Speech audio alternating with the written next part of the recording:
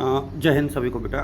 सबसे पहले तो आप सभी का हार्दिक अभिनंदन और स्वागत। और इस वीडियो में मैं थोड़ा सा जो है आपके फर्स्ट और थर्ड सेमेस्टर के रिजल्ट को लेकर के विश्लेषण करूंगा, जो बीए का है और फर्स्ट और थर्ड सेमेस्टर, और फिफ्थ का रिजल्ट कब आएगा इसको लेकर के डिस्कस करूंगा। जो मार्कशीट में लिखा हुआ आया है रिजल्ट को कैसे देखें, ये भी एक महत्वपूर्ण सवाल है कि रिजल्ट को आप लोग कैसे देखें। तो एक तो आप लोग जब यूओके की साइट पर जाओगे तो आपको एनईपी पोर्टल पर जाना है और अपनी लॉगिन आईडी और पासवर्ड से चेक करना है। ध्यान रखना, रिजल्ट वाले सेक्शन में नहीं जाना, आपको पहले एनईपी वाले सेक्शन में जाना है। अब कुछ एक सवाल जो बच्चों के मन में आ रहे होंगे वो ये है कि जो BPROM है वो क्या है, FPROM क्या है और PPROM क्या है। इनको लेकर के मैं थोड़ा सा डिस्कस आपके साथ कर लूँ। देखिए, एक तो आप लोग ये देख लेना कि जिस पेपर के सामने F लिखा है ना उसमें आपके बैक है। ये आप लोग नोट कर लेना कि जिस पेपर के सामने F लिखा हुआ है उसके सामने बैक है। अब यदि किसी बच्चे के 2 से ज़्यादा पेपरों में बैक है तो उसके साथ जो है FPROM लिखा हुआ होगा।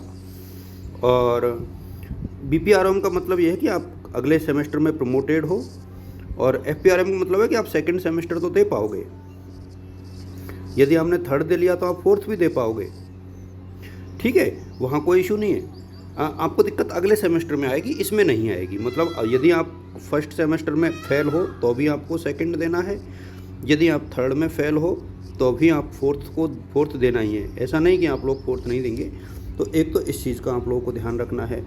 दूसरा ये है कि रिवेल के फॉर्म अभी शुरू हो जाएंगे, तो जिन बच्चों को रिजल्ट के ऊपर डाउट है वो रिवेल का फॉर्म भर देना, लेकिन तभी भरना जब आपका पेपर अच्छा हुआ हो। ज़बरदस्ती रिवेल का फॉर्म भराओगे तो निश्चित तौर पे मार्क्स जो है कम होने की आशंका रहती है और कम होते भी हैं। इस चीज़ का आप लोग विशेष ध्यान रखना।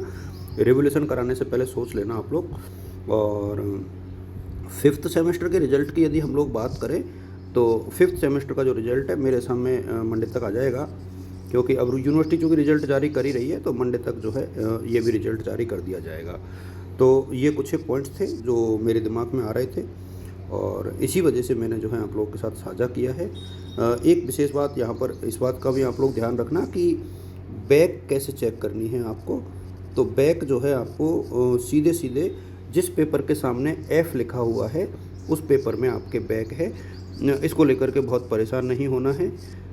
इसी के अकॉर्डिंग आपको अपनी रणनीति शेयर करनी है, साझा करनी है। सभी बच्चों को मेरी तरफ से शुभकामनाएं रहेंगी। Wishing you all the best, good luck, thank you.